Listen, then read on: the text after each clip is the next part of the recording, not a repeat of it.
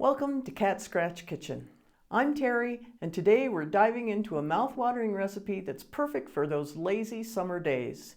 You know, even when the sun's blazing and it's really hot, sometimes we just crave comfort food, especially that cozy, cheesy goodness that comes with lasagna.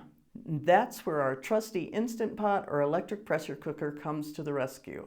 We are making an Instant Pot lazy lasagna casserole of sorts. It's like traditional lasagna's laid-back cousin. All the flavor, none of the fuss, or heating up the kitchen. Are you ready? Well, grab your apron and let's get started.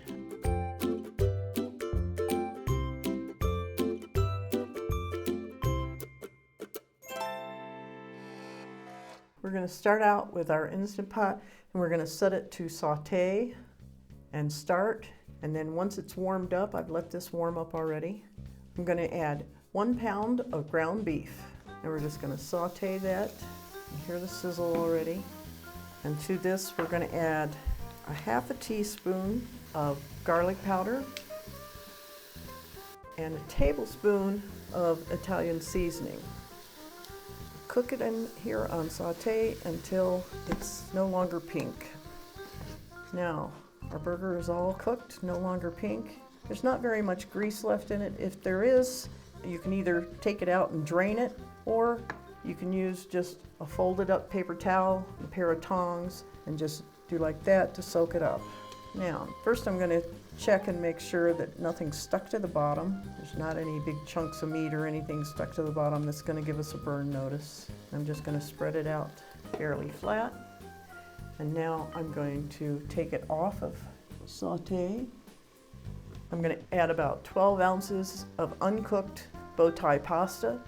This bag is about 24 ounces, so I'm going to use half of that.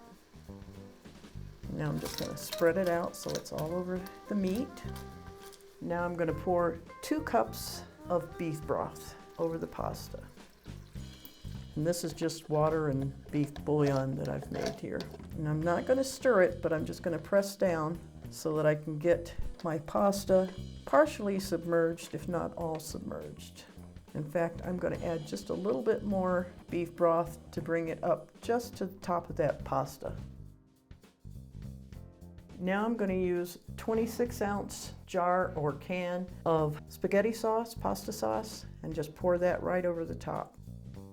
Now you don't want to stir it, you don't want to mix it. Even though the temptation is there to stir it all together, don't do it. Now we're going to add our lid to our pressure cooker or Instant Pot, just like that. Make sure it's on sealing, not venting. Then we're going to set it on manual for 5 minutes and hit start. Now we're going to let it cook until it reaches that 5-minute mark. Our 5 minutes is up, so now I'm going to vent it. When you have steam like this that starts spraying water, go ahead and let it set for another 5 minutes. Let the pressure come down just a little bit more, and we'll open it again. Okay, now we're going to go ahead and set it to vent.